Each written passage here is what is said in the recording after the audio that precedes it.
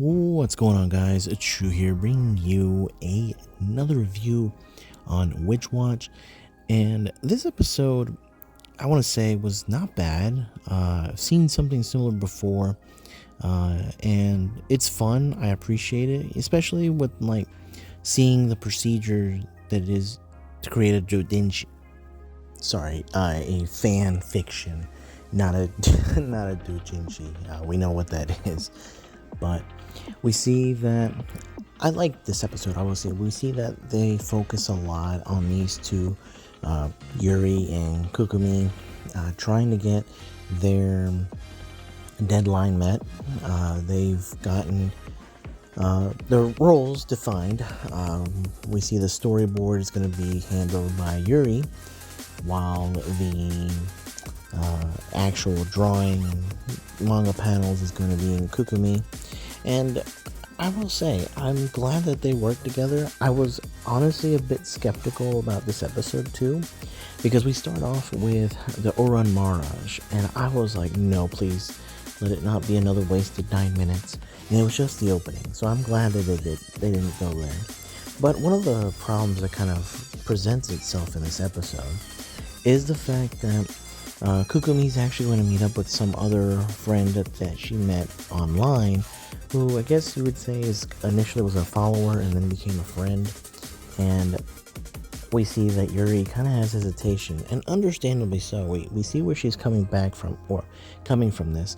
She's not sure if this person's actually a real girl, or is it a man? Not sure what the intentions are, so we get it. And so Yuri actually decides to kind of tail them and seeing what's actually there.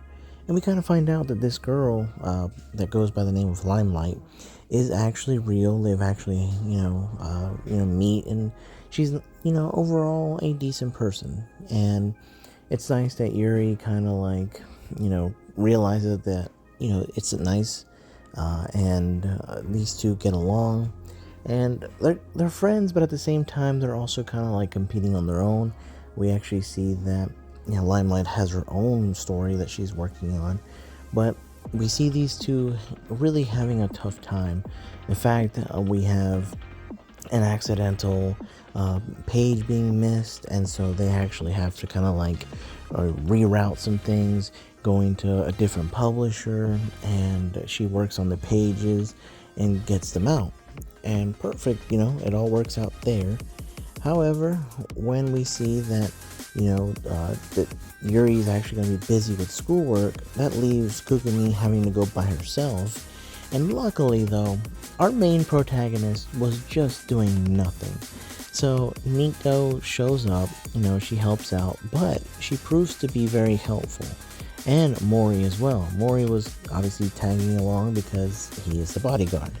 And we see that with them actually, tagging along, this was very convenient, because we saw that unfortunately Yuri had forgotten a few things. First of all, they published way too many copies, way more than they were anticipating.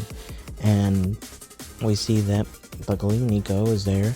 She uses magic, she makes the boxes small and is able to move them. It would have been a lot, so I'm glad that Nico was able to help there. Now the second issue that presents itself is that the book did not actually have the printing on it. It did not have the words onto the panels, so this causes an issue. Luckily we have Nico using her magic of basically copying the handwriting, and if she's able to have black ink, she's able to then kind of transport those words onto the page, and it works out. So it really was nice that in that sense they were able to work it out. And unfortunately for Mori, we see that because he was touching on the books as they were working on it together, his hair goes white. But this presents itself as an opportunity. The opportunity of him cosplaying as one of the main characters. And this obviously, brings a lot of people, to the table. It brings business.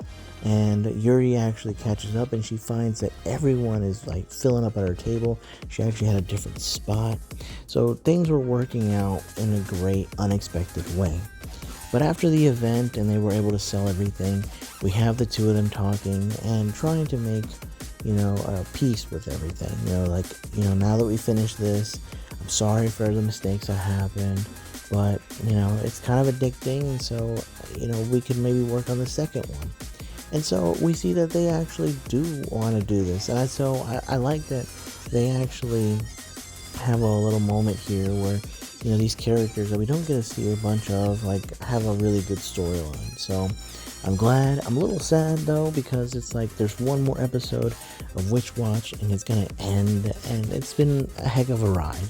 So I'm looking forward to it. It's been fun. It's been real.